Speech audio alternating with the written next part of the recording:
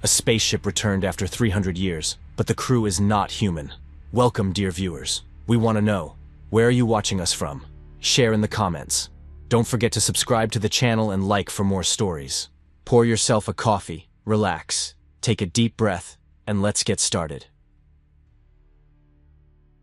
I shouldn't have accessed the raw telemetry files. They were outside of my clearance range, red flagged by multiple filters, tagged with a dead classification marker, last used in 2212. But the signal didn't obey classification. It came in on an open sweep, weak, distorted, buried in background noise near Saturn's orbital plane, but real. And authenticated. My name is Hector Velman, Senior Systems Analyst, at ADE, Agency for Extrasolar Detection. My division handles echo anomalies, gravitational lensing irregularities, and signal decryption for long-duration probes. I've worked here for 19 years. I know what noise looks like. This wasn't noise. The object broadcasting was tagged as Aeneas 6A, a deep space colonization vessel launched in 2175, lost contact 11 months into mission transit. 18 crew on board, presumed destroyed in a transit failure. No distress call, no debris, just gone. That ship was older than most sovereign states, and it was broadcasting in real time. I ran spectral analysis. The ping matched original. Mission encryption, down to the nanosecond time stamp. Impossible. The Aeneas had no return trajectory. It was a one-way vessel. Destination, Gliese, 501 Rios, 120 light-years away. And yet, the telemetry came from lunar range, less than 400,000 kilometers from Earth. I didn't report it right away. Protocol said I should. But protocol also said I wasn't supposed to see this. So I watched the signal for 3 hours straight. It repeated every 204 seconds. A low-frequency data stream encoded in magnetic harmonics, same architecture used in long-term storage black boxes. I pulled it apart layer by layer, starting with the metadata. The time code was current. Updated within the last 7 minutes. That meant one thing. It wasn't a recording. It was live. The first message I could extract was garbled, as if recorded through layers of interference. A woman's voice. Faint. Mechanical. The distortion made her words bend at the edges like the sound didn't want to stay inside language anymore. Reconstructed we were not the same now. They changed. There was no sign of compression artifacts or artificial stitching. This wasn't synthetically generated. Someone, or something, was speaking. I looked up the original crew manifest. Commander, Syra Denholm, PhD in Aerospace Command and Mission Psychology. Age at departure, 42. I cross-referenced voice patterns. Even beneath the static, it matched. It was her. I called in a level 2, alert under a false designation. Claimed a solar flare was corrupting low-orbit telemetry. That bought me 24 hours before Central Command noticed the reclassification. In that window, I mapped the signal origin to a fixed object in a decaying, translunar orbit. No transponder, no engine signature, but the mass readings, it matched the Aeneas within 0.03%. Someone brought it home, or something. The object maintained perfect orbital lock despite drag inconsistencies. That alone would have justified a military scramble. But no scramble came. Instead, I received a black file redirect from the NEIM, Neuro-Exopsychological Internal Mechanism. They don't operate under ADE, they're parallel, above. The directive was clear. I was no longer to engage with the object, the signal, or its data. My clearance was suspended pending cognitive reassessment. No appeal allowed. That's when I realized someone else already knew. They had been waiting for Aeneas to return. I'm not a paranoid man. I've spent my life dealing with data, not politics. But this wasn't just suppression. It was orchestration. My workstation was wiped the next morning. Logs purged. Entry records sealed. Even my retinal access had been revoked. But they missed one thing. I made a copy. A raw data slice, 5.4 terabytes, compressed, hashed, and embedded inside a defunct weather probe in the Arctic relay grid. Only I can access it, and I've kept it offline. I didn't even open it. Not until today. Because today, The Aeneas made visual contact. At 0432 UTC, a lunar observatory captured a silhouette crossing the Sea of Tranquility. Angular. Unmistakable. The same drive fins, the same central dome array. 40% of the structure was intact. The rest looked like it had grown into something else. As if metal had softened and bloomed. I was able to access a private line from an old colleague at L2 Sentinel.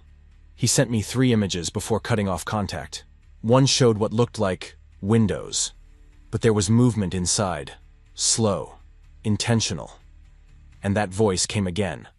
Not from the same stream, but piggybacked on a civilian frequency near Jakarta. Different distortion this time. More rhythm. Less speech.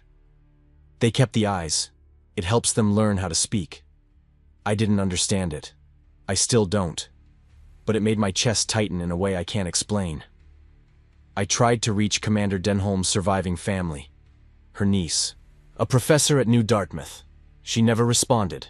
2 days later, her faculty profile was removed. Every record tied to Denholm has either been corrupted or reclassified. Even the original mission video logs have been replaced by static placeholders. Every video ends at the same frame. Denholm looking into the camera, with her mouth slightly open. Not in speech, in something else. Like she was waiting. That night, I didn't sleep. Not because I was afraid, but because I started hearing something. A pulse. In my ears. Like pressure from deep water. I thought it was stress, until I realized it was matching the signal cadence. 204 seconds. Exactly. At 0311, I received a text on my internal secure line. The contact ID had been erased. It was only one line. Do not let them bring it down. The message auto-deleted before I could trace it. When I checked the lunar logs again, I found something that hadn't been there before. A microburst transmission encoded in gamma-altered light, aimed toward Earth's upper atmosphere. Too diffuse to decode directly. But inside, it was a symbol. It wasn't human. It wasn't even language in the conventional sense. But it repeated in regular pulse formations, like a key. The same one I'd found embedded in the Aeneas's hull schematic archive from 2174. Meaning the signal didn't just return with the ship. It had always been there. The Aeneas was never lost. It was silent. And now, it wasn't. I tried to reach out to someone inside ADE, anyone.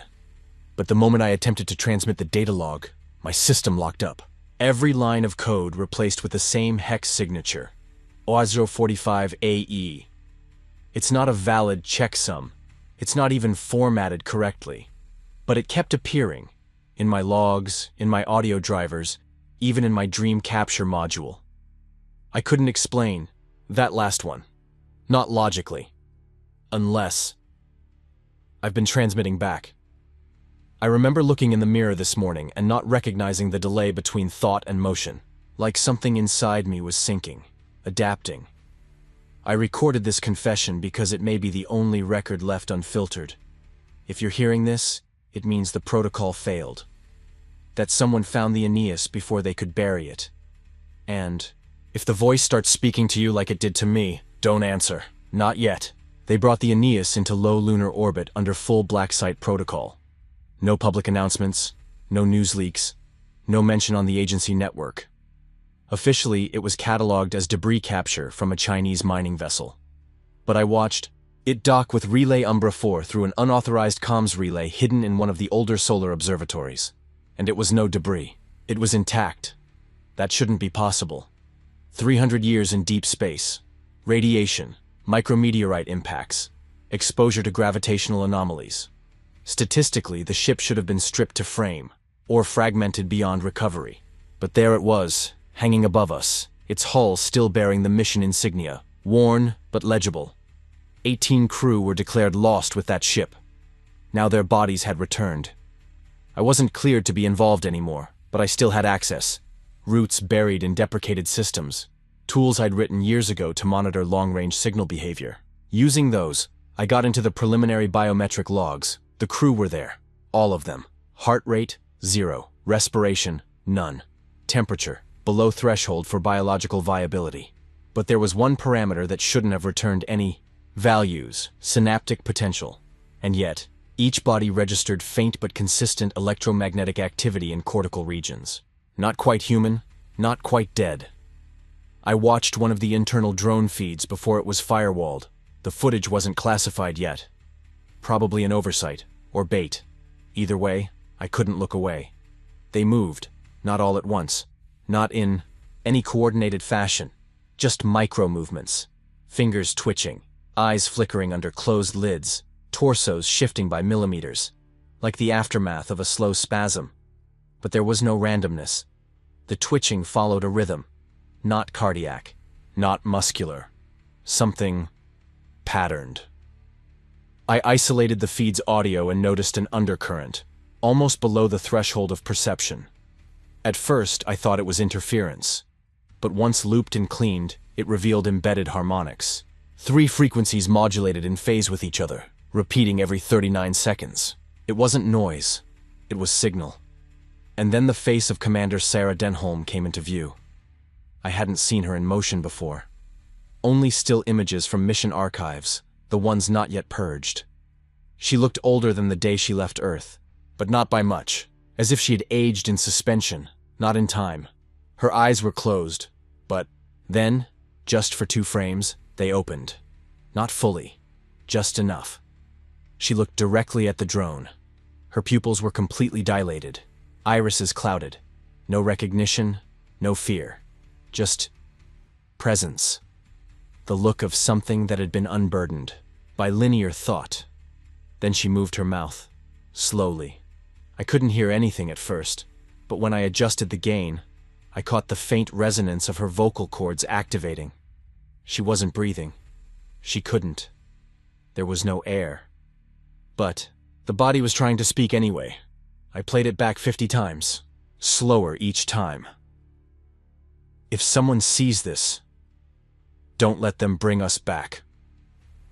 Not me. Us. I tried to flag it. I tried to submit a classified alert upstream. But the system rerouted my packet before I could confirm. I received a warning ping from NEIM seconds later. The message was short. Monitoring initiated. Cease personal inquiry. No signature. No contact ID. I hadn't even hit transmit. They were already inside the system. That night I had a dream I didn't recognize. I was inside the Aeneas, walking its corridors. The walls pulsed softly, like membranes. I passed the crew quarters, each door slightly open. Inside, I saw people lying in the dark. Their faces were wrong, smooth, like half-finished sculptures. As I moved deeper into the ship, I heard something humming, not mechanical, but harmonic, like the inside of a cathedral.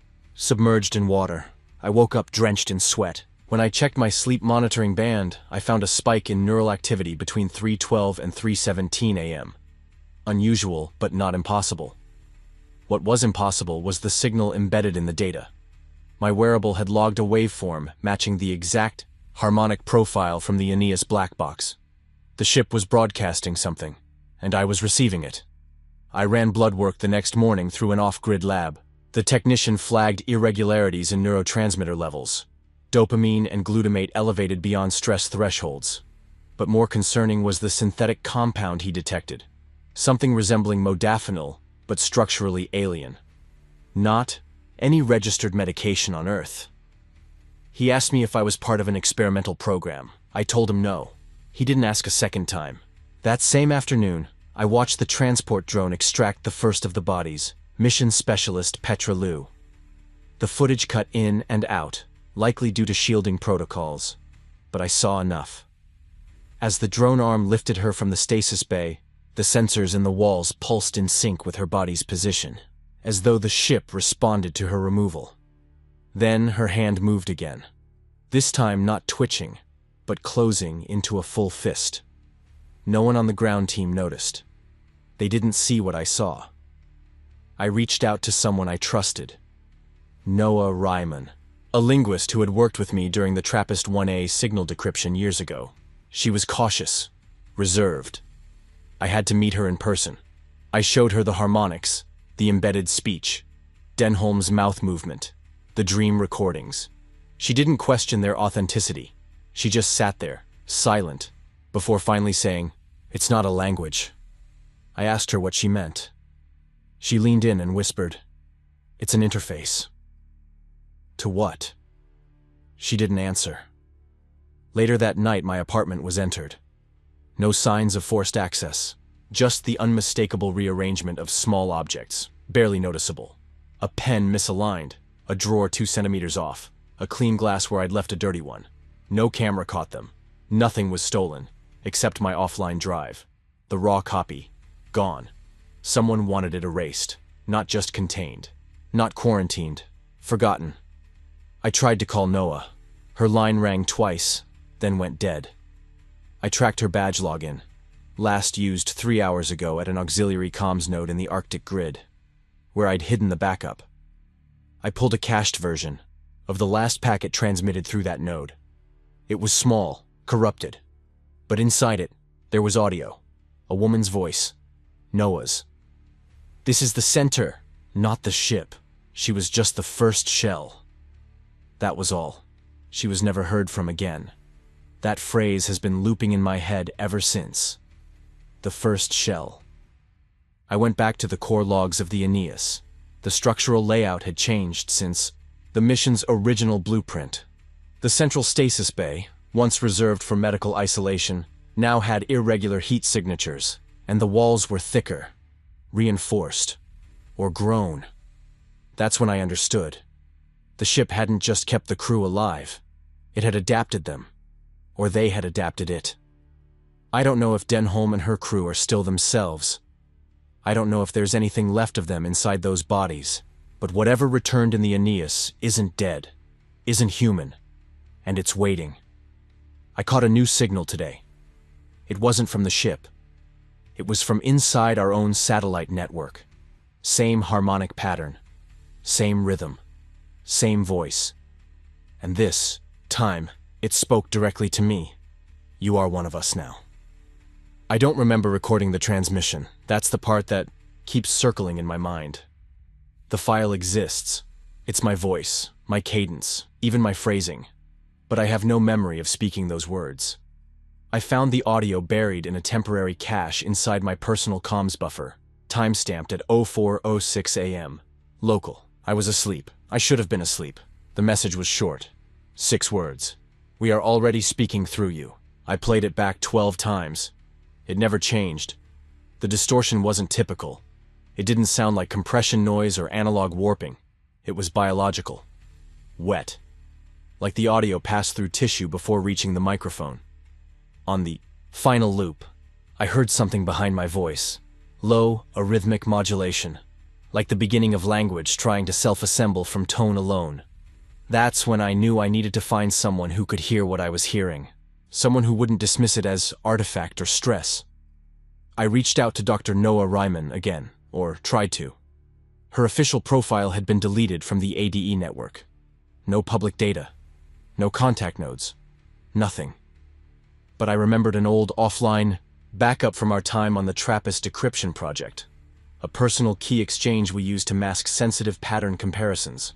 I ran a handshake through the shell server she maintained for linguistics research. It pinged back within 3.2 seconds. She was alive. Still hiding. The response was a file. Encrypted. No subject. No message body. Just a .delta archive labeled, with a single phrase, "If the mouth is open, run."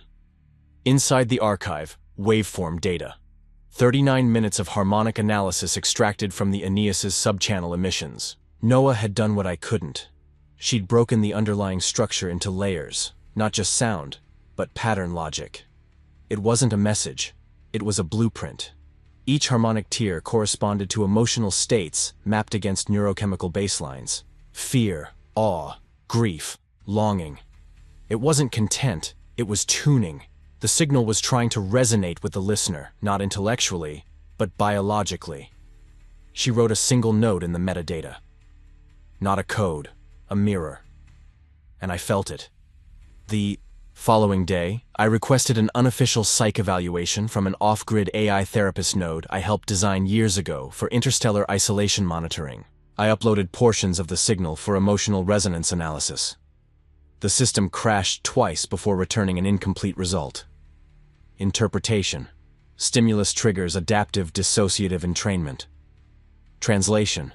Exposure creates subtle fractures in identity processing, like an echo that becomes part of your own voice, like memory that wasn't yours. I couldn't sleep again. Every night I'd lie in bed and feel a sound that wasn't sound. A pressure. Gentle. Like a hand pressed softly against the base of the skull. Sometimes it pulsed. Sometimes it whispered in rhythm with my breath. I thought I was losing my mind.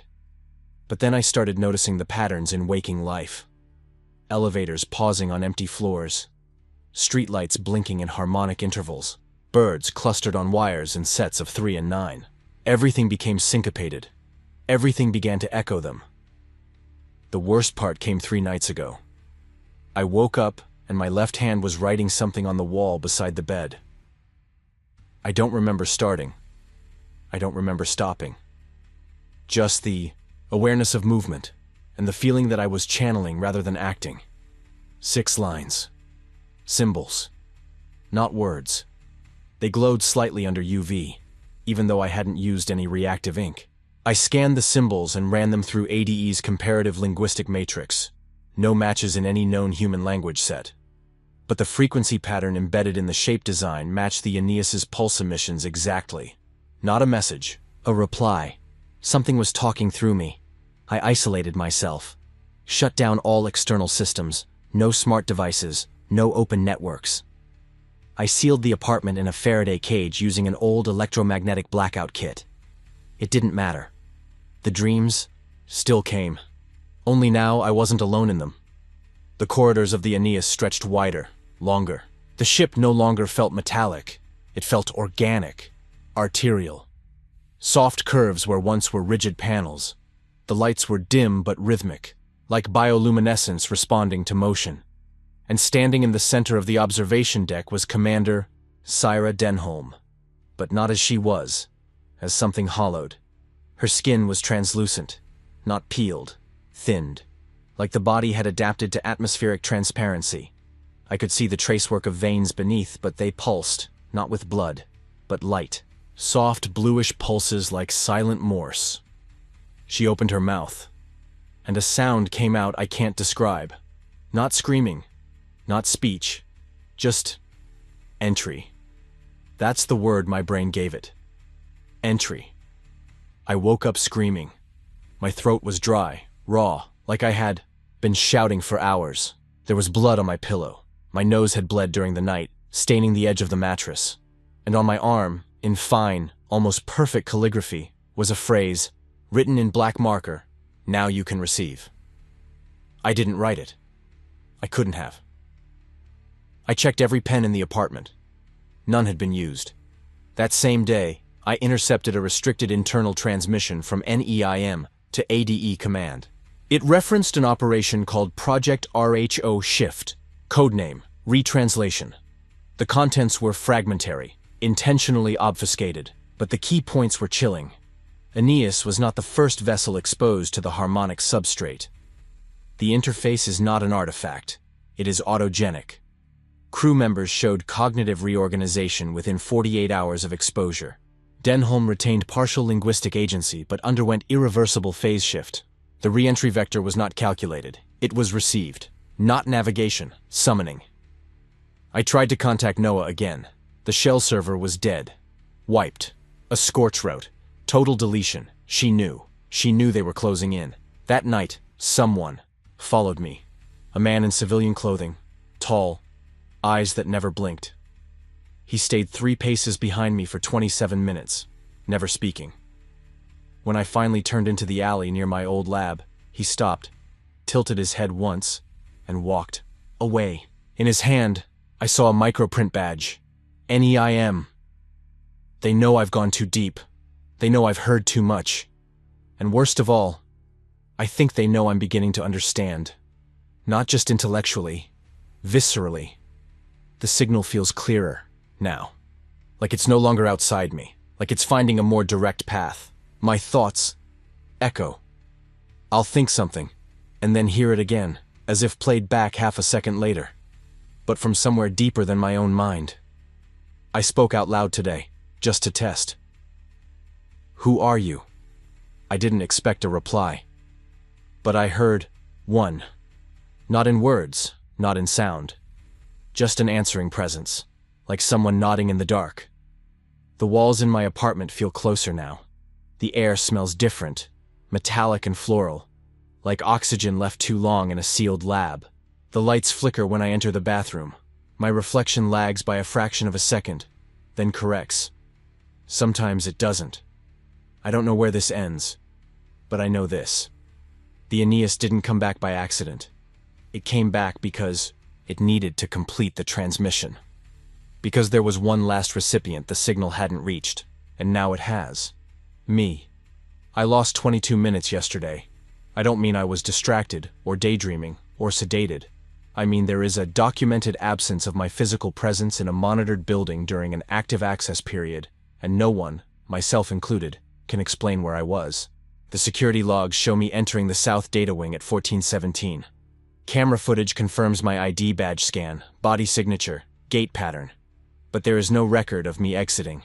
When I came to, I was standing outside the perimeter wall, hands raw, from scraping against concrete, left wrist bleeding slightly from an abrasion I didn't remember getting.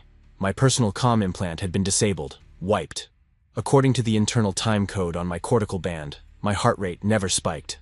My vitals remained completely within baseline during the entire gap, as if I was never in danger, as if I wasn't even conscious. I requested the facility's internal logs through a dummy terminal I'd buried inside the HVAC system 6 months ago.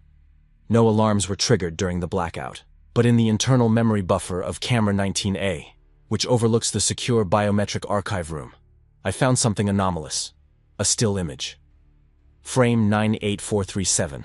Me, standing in the middle of the room, alone. No motion, no blinking, arms limp at my sides. The light in the image looked wrong, oversaturated, as if the frame had been enhanced or corrupted, but the metadata was intact. Timestamp 1431.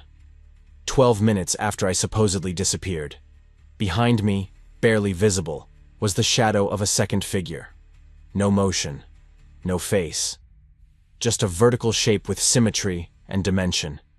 It didn't appear in any frames before or after. I tried enhancing the image, isolating the shadow. I ran a shape analysis, contrast mapping, thermal overlays. But the shadow had no thermal signature, no mass. The system read it as part of the environment. But it wasn't. It was watching me, and I hadn't seen it. When I played the archived facility audio from the same window of time, the room was silent. Too silent. Not silent in the absence of noise sense. Silent in a way that suggested the suppression of waveforms entirely. The hum of fluorescent lighting, the soft thrum of cooling fans, even the hiss of air circulation. Absent. Not muted. Removed. A silence that wasn't an absence, but a presence in itself. The room had been acoustically nullified. That kind of suppression isn't possible without active dampening fields, the kind used in vacuum labs or classified chamber resonance studies. We don't have that tech in the archive wing. At least we didn't. After that incident, I submitted myself, voluntarily, for a full neural scan. I fabricated a plausible reason. Concern over micro-seizure activity from extended signal exposure. The tech operating the scanner didn't question it. The raw scans showed no lesions, no tumors, no signs of neural degeneration. But there were anomalies. Specifically, increased density in the anterior insula and the claustrum, two regions associated with interoception, self-awareness, and integrated sensory experience. The readings suggested a form of cognitive adaptation, rewiring. Slow, subtle, but consistent with long-term entrainment. And there was something else. Embedded in the low-frequency noise floor of the scanner's own magnetic signal, a pulse signature began to emerge during the final sequence. The system wasn't designed to emit anything resembling modulation. Yet, the waveform began to mirror the Aeneas's original harmonic transmission, just quieter, slower. It was resonating. Not from the machine, from me. I don't know what I'm becoming. I don't know if I'm still the one making these choices. But I know that every time I try to isolate the signal, to study it, to contain it, it grows more precise. like it's refining me, sharpening me into something more suitable. I haven't spoken to anyone in person in nearly a week. Noah is still gone. The last trace I had of her came in the form of a corrupted voice file embedded in a research drone recovered outside ADE's designated perimeter. It was barely audible, but her voice was unmistakable. Her tone, flat, neutral, devoid of urgency. She said, "The signal doesn't speak. It aligns. You are not hearing it. You are remembering it." That line loops in my head like a fracture that won't close. If I'm not hearing the signal, if I'm remembering it, then how long has it been inside me? I looked back at my earliest exposure records. My first encounter with the raw data from the Aeneas occurred 11 days ago. But there's an unaccounted spike in biometric feedback 3 days before that, logged at 03:44 a.m. during a routine calibration of the upper orbital dish array, a transient burst, 2.4 seconds long, frequency, 23.91 hertz, amplitude, sub-threshold. It was never flagged. It should have been. It matched the activation pattern of the re-entry signal the Aeneas transmitted on its final approach. That was before I even knew it had returned. Someone let it in early, or it reached further than we understood.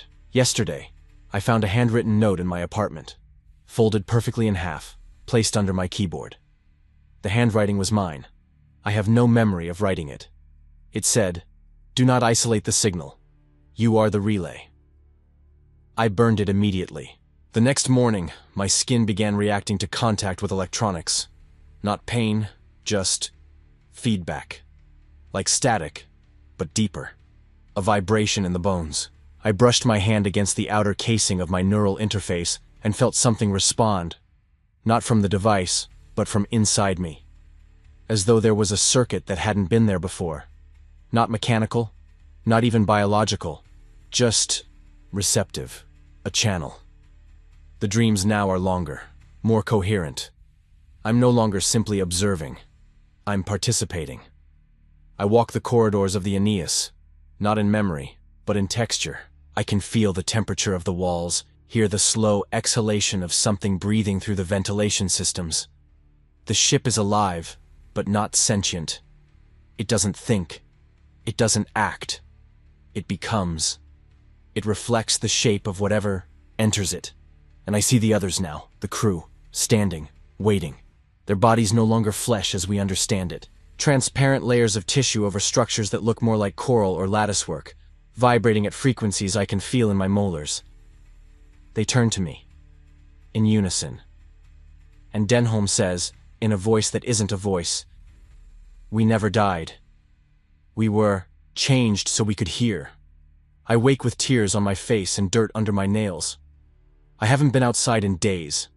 Yet I find footprints on the floor by the door. My own. But wrong in proportion. Longer. Narrower. As if my body had shifted, shaped during sleep, and then returned. The signal is no longer something I track. It is something I host. I looked at myself in the mirror today and said my name aloud. Hector Velman. It sounded wrong. Familiar, but hollow. Like a word I'd learned to mimic rather than something I owned. I opened my mouth to repeat it, and something else came out. Not speech, not noise. Just a vibration that lingered in the air 3 seconds too long. The lights dimmed, and the mirror fogged from breath I don't remember exhaling. I didn't panic. I just watched. I've stopped asking what the Aeneas is. It's not a vessel, it's not a message, it's a rehearsal for whatever comes next. It started to pulse when I got close. The air inside the containment vault grew thick, like humidity, but without heat. Dense, charged, humming at the threshold of audibility. Every nerve in my body pulled tight, like I was standing inside a pressure chamber that hadn't been sealed properly. The Aeneas was no longer in geostationary orbit. That was the first red flag. It had been repositioned, moved to an underground facility somewhere beneath Greenland's crust. Officially, the base doesn't exist.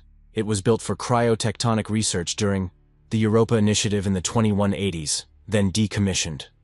But that's not where they took her. They buried her in ice. I had to forge my way in through a maintenance override node still active from the station's original climate protocols. My biometrics weren't enough anymore, but whatever's in me now, it worked. The gate read me as authorized, though I hadn't submitted credentials in weeks. My retinal signature had changed, slightly, enough to confuse the scanner, enough to fool the system into thinking I belonged. What they've done to the Aeneas down there isn't science. They've opened her. Not physically, not with tools. They've begun to interpret her the way one might interpret a scripture, or a hallucination. Engineers working without schematics. Linguists working without language. Biologists tracking neural decay like it was a pattern instead of a failure.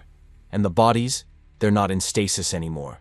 They're vertical, mounted, standing along the walls of the central chamber like bones inside a cathedral ribcage. No restraints, no support mechanisms, just stillness. Upright and alert, as if awaiting instruction. Their skin has gone translucent in some places, opaque in others. Veins, that pulse with bioluminescent rhythm, each of them humming slightly, perfectly in sync with the pulse I first heard weeks ago. Denholm was in the center. Her face has become wrong. Not grotesque, not mutilated, just misplaced in time. Like the memory of a face instead of the face itself. Her jaw moved slowly as I entered the chamber, though no sound came out. But I felt it. A soft vibration in my teeth. The others did not turn to look. She did. I remember thinking, she sees me. I shouldn't have entered alone. But I needed to see the core. That's what they call it now. The core. A word too simple for what it really is. It was placed in the very center of the ship, suspended in what used to be the Aeneas's AI matrix chamber. A sphere about 1 meter in diameter.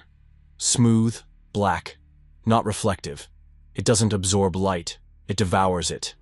And it's alive. Not biological, not mechanical.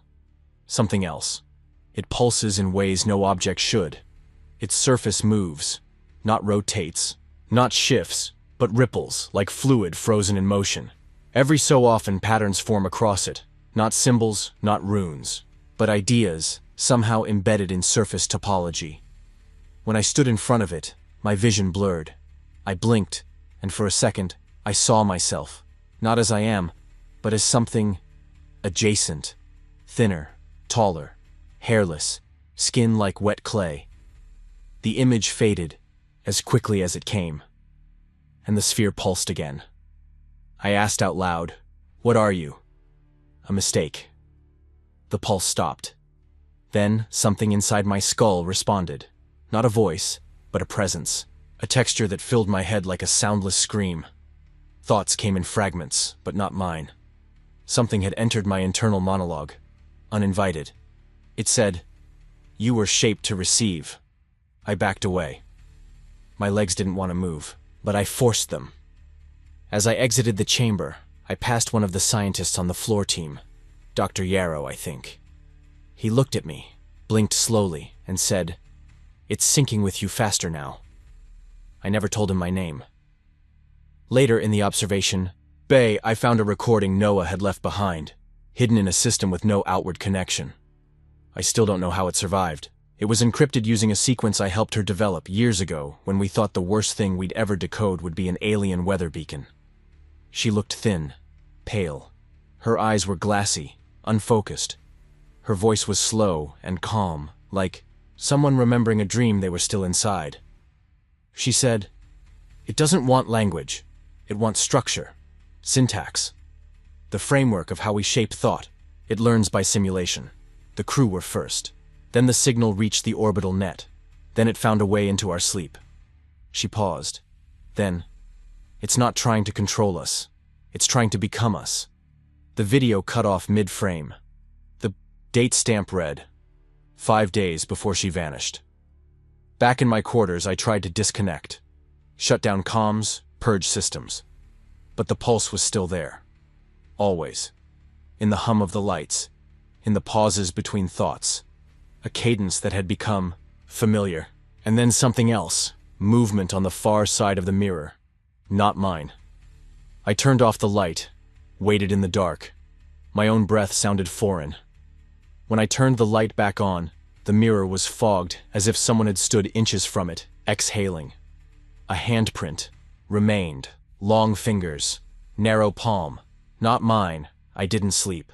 At 03:12 a.m., my internal alert triggered. Unfamiliar transmission received via passive EEG sync. A new layer in the harmonic signal. A pattern emerged. 3 ascending tones. Repeated 8 times. Then silence. And then I heard myself speak a phrase I did not think. We are enough now. It wasn't metaphor. It wasn't poetry. It was assessment. An equation completed. I spent the next morning in the lower diagnostics bay, trying to quantify what had changed. My blood work no longer matched archived baselines. Subtle shifts in hemoglobin conformation, enzymatic patterns emerging with fractal precision. Genetic drift not accounted for in any natural model. My body is becoming something else. I think it's happening to others too. Dr. Yarrow didn't blink the last time I saw him. Not once. He just stared, face slack, as though listening to something I couldn't hear.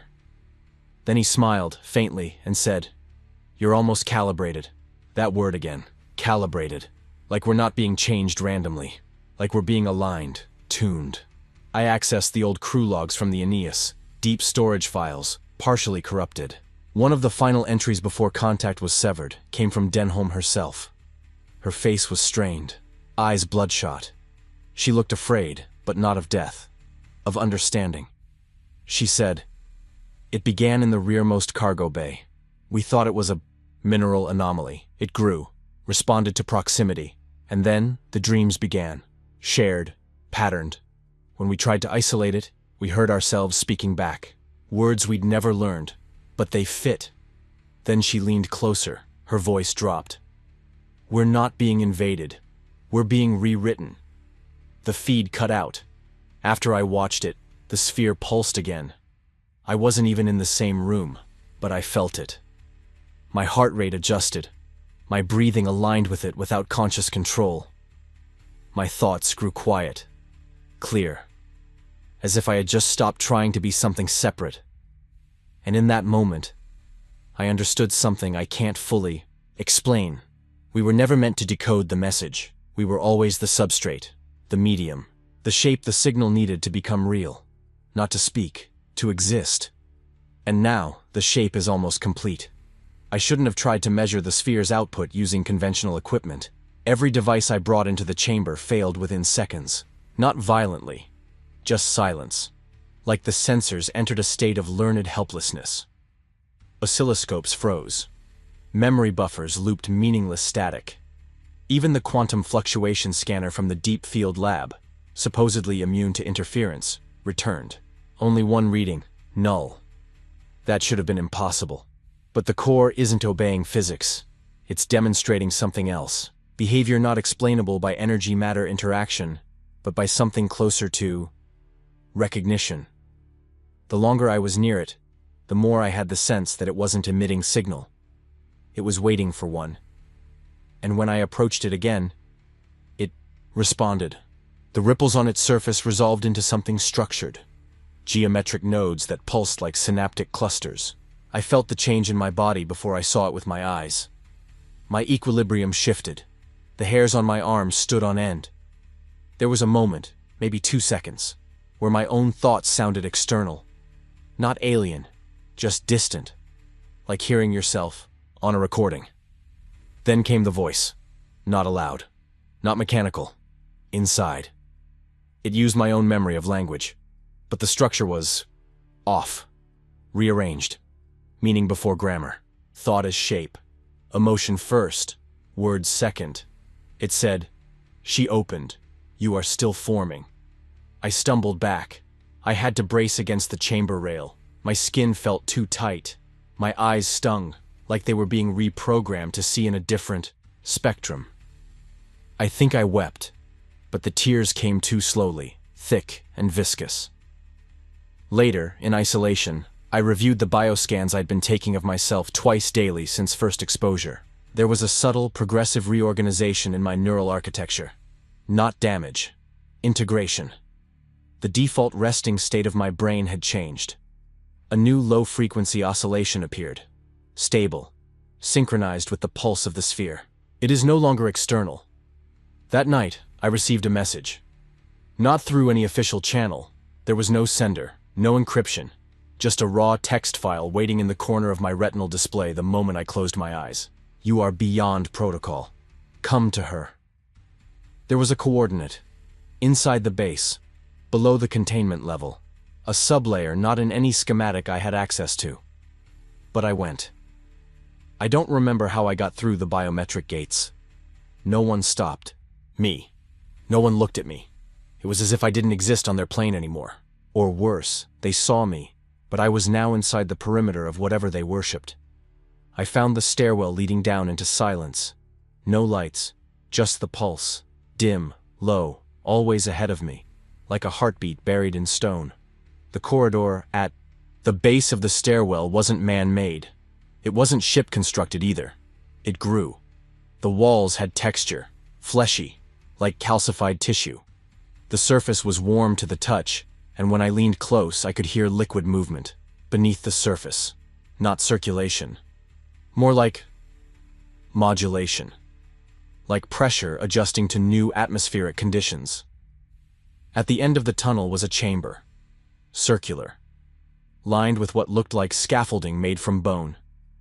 She was there. Noah. Suspended. Her body floated mid-air, no harness, no visible support. Limbs spread slightly, head tilted back, skin like wax. Her hair drifted as if underwater. Thin, rhythmic pulses glowed beneath her skin, illuminating a lattice of branching, structures that had not been there before. Her eyes opened. They did not look at me. They looked through me. And she spoke, not with her voice, with mine. You tried to seal the transmission. You became the path instead. Her mouth didn't move, but I felt the words emerge from my own chest cavity, vibrating my sternum, as though her thought had passed directly into the architecture of my breathing. She continued, "They are not separate from us. They are us. Once language becomes obsolete." My knees buckled. I fell. And then I saw the second sphere, buried behind her. Larger, dormant, or rather, waiting to wake. It pulsed once. And in that instant I saw it. Not with sight, not with imagination, but with whatever part of the mind processes realities not permitted by logic. A structure. Vast. Beyond planet. Beyond matter. It wasn't a thing. It wasn't even an entity. It was a grammar of existence, waiting for a brain capable of pronouncing it into being. We weren't supposed to find it. We were supposed to build the vessel that could carry the syntax. I crawled backward. Out of the chamber, out of the heat, out of the pulse. The hallway narrowed behind me, not physically, mentally. I couldn't remember how I'd entered, couldn't retrace my steps. I kept moving anyway, following instinct, over memory. When I emerged back into the primary facility layer, the personnel I passed didn't acknowledge me, not even a glance, as if I were invisible, or, worse, recognized as something that had always belonged to that corridor. Back, in my quarters, I vomited black fluid. It smelled like iron and ozone. The lab confirmed it wasn't blood. It contained no known organic cells, just a dense slurry of metallic particles suspended in a viscous solution, electromagnetically active. It pulsed in sync with the Aeneas's last known transmission. I think I'm leaking parts of them now, or they're extruding through me. The line between host and conduit has blurred. I tried to record an emergency broadcast to warn the others, to upload what I saw. The microphone failed, but when I checked the file afterward, there was audio. 17 minutes. My voice, but not speaking. Chanting. A cadence I've never learned. Words I cannot translate. Yet each syllable sounded true. Like a prayer written in the structure of DNA, passed down through silence instead of memory. I destroyed the file, but I know it's still out there. They hear it. They don't need electronics anymore.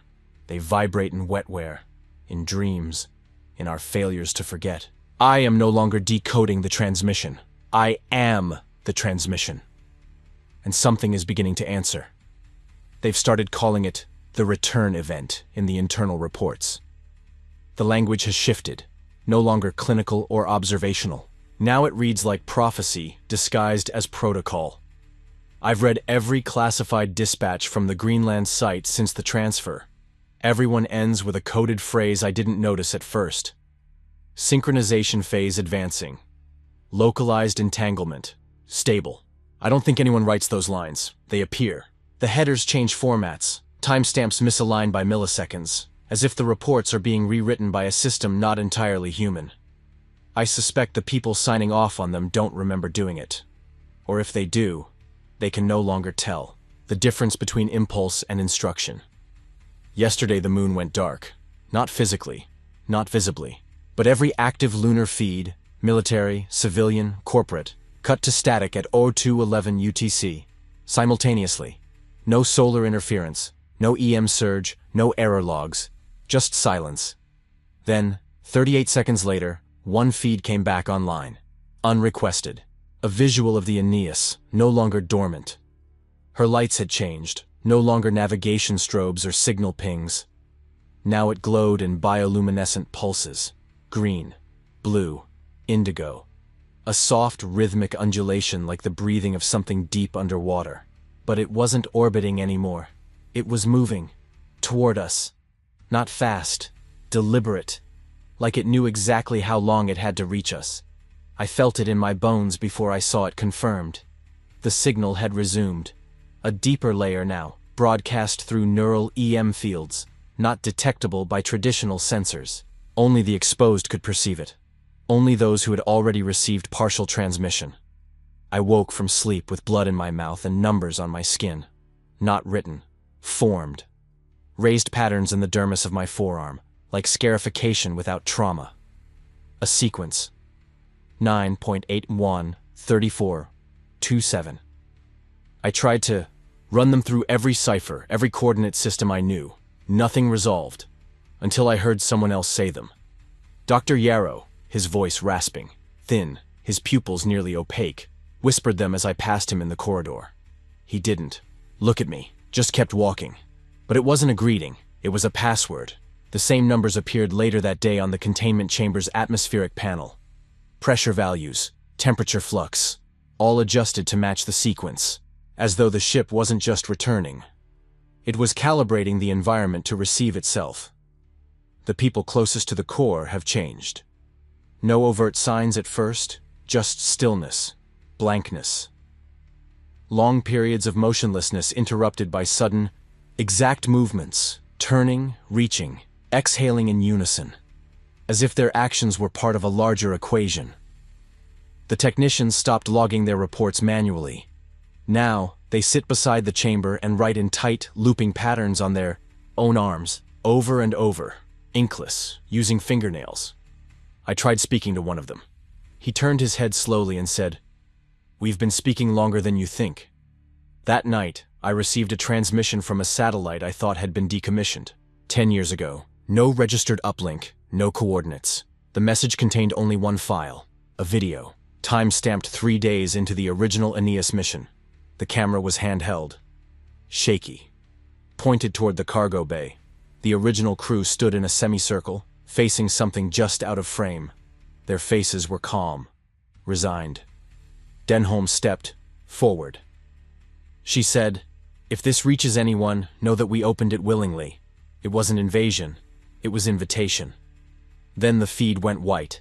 I don't know how that file made it here. I don't know who sent it. But it means one thing. The transmission didn't begin when the ship returned. It began before it ever left. The launch was never about colonization. It was delivery, transport, seeding the signal into bodies designed to carry it across time, space, decay. And now it's blooming. I see them in the periphery, those who've aligned completely. Their presence is unnerving, not because they look different, but because they don't. Perfectly human. Still, unblinking. As if humanity had been reduced to a template, a placeholder. They call to me without words, and I answer without meaning, too. Each time I do, something inside me shifts, slightly. like muscles rearranging around a new axis. I forget old memories, not dramatically, just subtle slips. My sister's name, the scent of my childhood home, the number of floors in the building I work in. They're being overwritten, replaced with shapes. Not images, shapes of thought. I drew one today. I don't remember deciding to. I found it later on my notepad.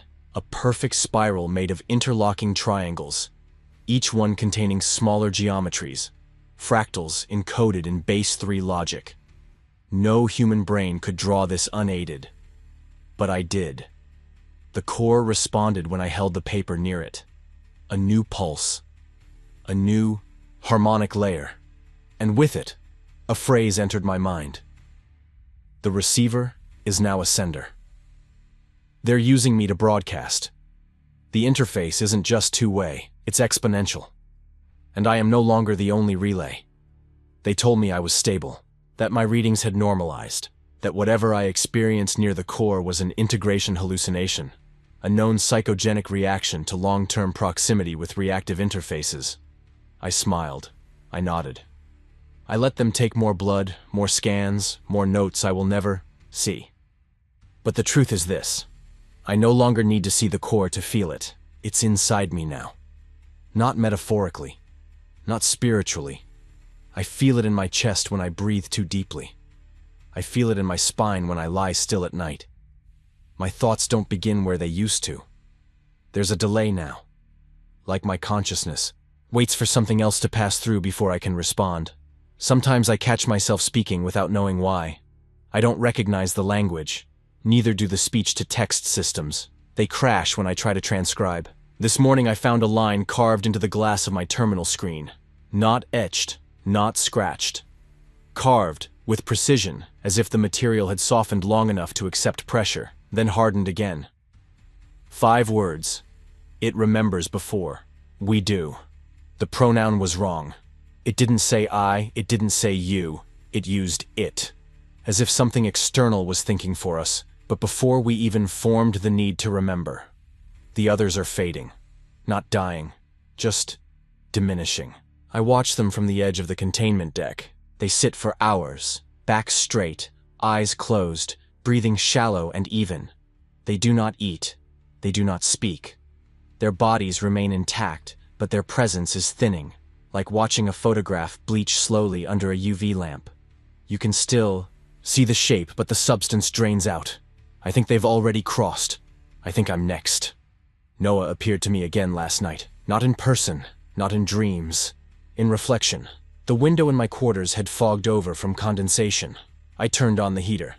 And for a moment, there she was. Her outline on the other side of the glass. Her mouth didn't move, but I heard her. Not with ears, but in the space behind thought. She said, "There is no more threshold, only continuity."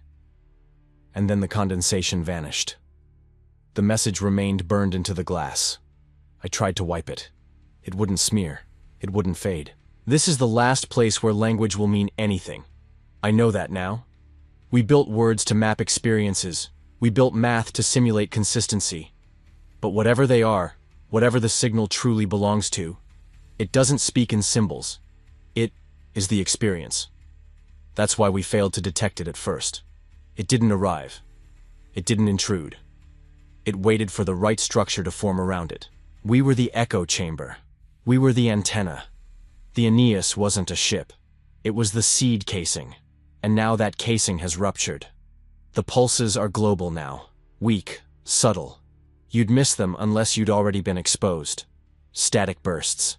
In atmospheric data. Shortwave anomalies that repeat prime sequences. Dreams that ripple across cities in identical waves. Last week, 2 unrelated children in different hemispheres drew the same symbol on their school tablets during sleep cycles.